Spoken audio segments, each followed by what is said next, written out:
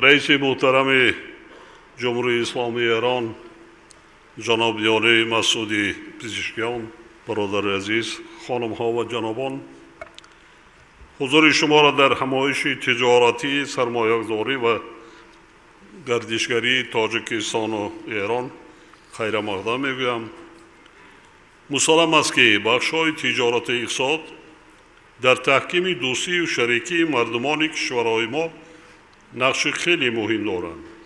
افزایش حجم تجارت میان دو کشور تقریباً تا 50% در سال گذشته میلادی در مقایسه با سال 2023 از موجودیت ظرفیت‌های کافی برای توسعه می‌بایده رابطه‌های اقتصادی دو جانب گواهی می‌دهد. مذاکرات و صحبت‌های امروزه ما با رئیس محترم جمهوری اسلامی ایران جناب یاری مسعودی پزشکیان بار دیگر نشان دادند که جانب‌ها خواستار پیشبردی واقعی رابطه‌های خود در ساحه‌های گوناگون اقتصاد و تجارت میباشد. جانب تاجیکستان از روند ادامه‌دار مکالمه سازنده سیاسی میان دو کشور اظهار رضایت می‌نماید. در برابر این ما علاقمندی خود را به گسترش همکاری‌ها در بخش‌های تجارت و اقتصاد، سرمایه‌گذاری و گردشگری ابراز می‌داریم. تطبیق طرح‌های نیروگاه سنگتودادو، نقض استقلال و چندی از لایحه‌های دیگری خردمیانه از دستاوردهای مهم همکاری‌های اقتصادی و سرمایه‌گذاری تاجیکستان و ایران هستند. این دستاوردها بی‌شبهه به تحکیم دوستی و رفاقت میان دو کشور و دو ملت مساعدت می‌کنند. اطمینان داریم که تطبیق عملی برنامه‌های همکاری‌های اقتصادی و تجارتی بین دو کشور تا سال 2030 نتیجه‌های نظررس به بار خواهد آورد. در پیشبرد همکاری‌های دو جانبه ما کمیسیون مشترک بین حکومتی همچنین دیگر ابزارهای مشترک همکاری بخصوص شورای صاحبکاران و کمیته مشترک سرمایه‌گذاری می‌تواند نقش مهم داشته باشد. روز گذشته در حاشیه سفر دولتی پرزیدنت محترم جمهوری اسلامی ایران در شهر دوشنبه مکالمه نمایندگان بخش خصوصی دو کشور دایر گردید. در چارچوب این همایش دو جانب 13 سند همکاری را با مبلغ بیش از 450 میلیون دلار به امضا رسانیدند که خودباز یک گواهی موجودیت امکانیت‌های فراخ برای همکاری‌های دایره‌های صاحبکاری و سرمایه‌گذاری کشورهای ما میباشد. دوستان گرامی، تاجیکستان با ثروت‌های طبیعی فراوان از جمله ذخیره‌های آب با امکانات بزرگ هیدروانرژتیکی، معدن‌ها، فلزات نادر و ظرفیت‌های زیاد گردشگری دارای شرایط مناسب سرمایه‌گذاری میباشد. حکومت تاجیکستان در استراتژی ملی رشد برای دوره تا سال 2030 به جلب سرمایه‌گذاری خارجی توجه مخصوص ظاهر نموده آن را یکی از هدف‌های سیاست اقتصادی خود اعتراف نموده است. همزمان در این سند به مسئله شرکت فعال بخش خصوصی در روند جلب سرمایه خارجی اهمیت خاصه داده شده است. به اندیشه ما یکی از انگیزه‌های مهم سرمایه‌گذاری و رشد صاحبکاری در تاجیکستان این امکان پیشبرد تجارت و سرمایه‌گذاری مطابق با تمایل‌های معاصر جهانی جهت گذاشتن به اقتصاد سبز می‌باشد. وابسته به این ظرفیت‌های هیدروانرژتیکی کشور ما که یکی از منبع‌های اساسی استحصال انرژی سبز به شمار می‌روند، امکانات فراوان را پیشنهاد می‌کنند. تاجیکستان از روی ذخیره‌های عمومی هیدروانرژتیکی در جهان جای هشتم و از جهت حصه خاص آنها به هر سری اهالی جای دوم را اشغال می‌نماید. امروز همگی 5% این ظرفیت مورد استفاده قرار گرفته است و 98% نیروی برقی تاجیکستان از منبع‌های برقرار شونده استحصال می‌گردد. از روی این نشان دهنده تاجیکستان در جهان در جای ششم قرار دارد.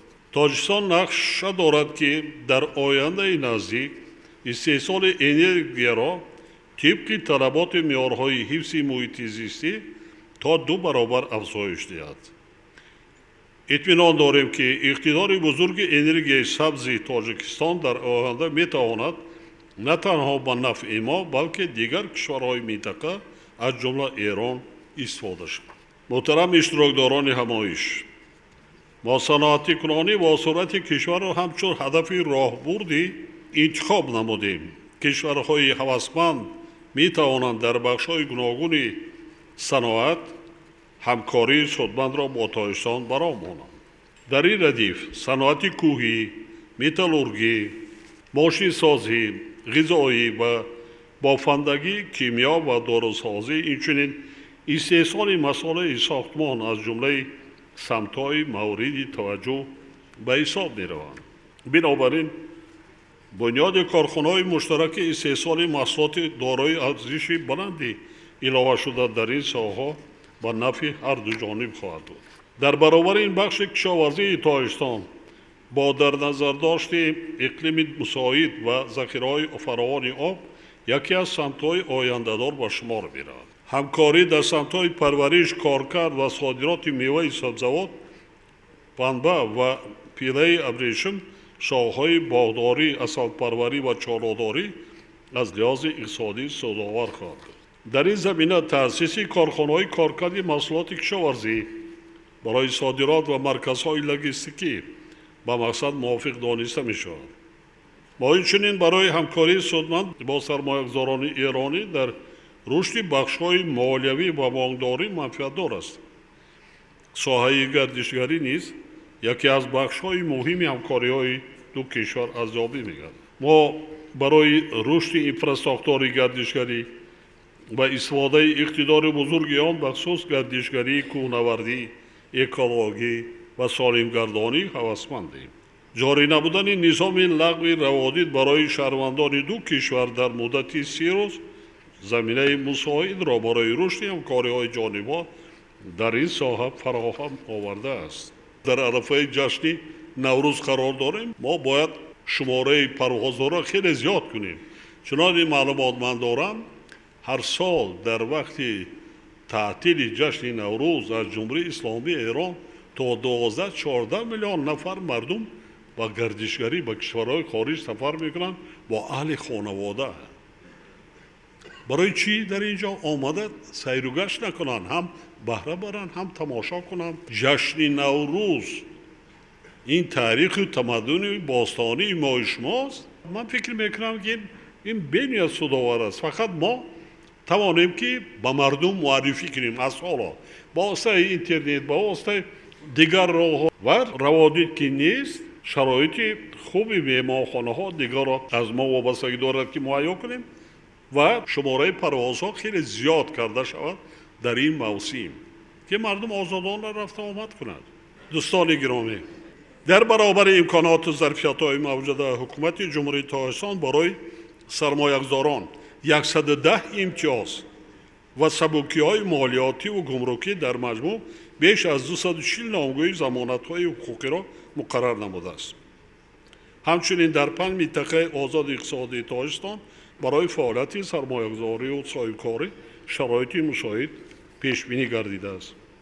با صاحبکاران تمام امتیازات را، مخصوصا صاحبکارانی که استحصالات تکنولوژی وارد میکنند، از همه چی آزاد است. 5 سال بین شرایط خوب مهیا کردگی است. مربوط شرکت‌های ایرانی میتوانند از امکانات این منطقه با هدف رشد فعالیتشان در تاجیکستان استفاده نمایند. در تاجیکستان امروز فضای مناسب اقتصادی برای سرمایه‌گذاران فراهم آورده شده است و با استفاده از فرصت همه شما را برای همکاری‌های سازنده و راه‌اندازی طرح و برنامه‌های نو دعوت می‌نماید. هدف عمومی ما باید تحکیم شریکی با اعتماد به خاطر تأمین فردای شایسته کشور و مردمانمان باشد که از مشترکات زبانی و تاریخی و فرهنگی برخوردارند. اطمینان دارم که نتیجه‌های نشست امروزه با تحکیم و گسترش می‌باید جنبه‌های تجارتی و اقتصادی، سرمایه‌گذاری و گردشگری، همکاری‌های دو کشور دوست و برادر مساعدت مؤثر خواهد کرد. با استفاده از فرصت به همه شما مهمانان ارجمند مکالمه سازنده و اقامتی با فراغت را در تایشان عرض دارم. همه تانه صاحب کارا، همه مهمانان حاضرین، من شما را به جشن نوروز دعوت میکنم. ما از پیشروی های جمهوری اسلامی ایران بنیایت خوشحال هستیم. آفرین.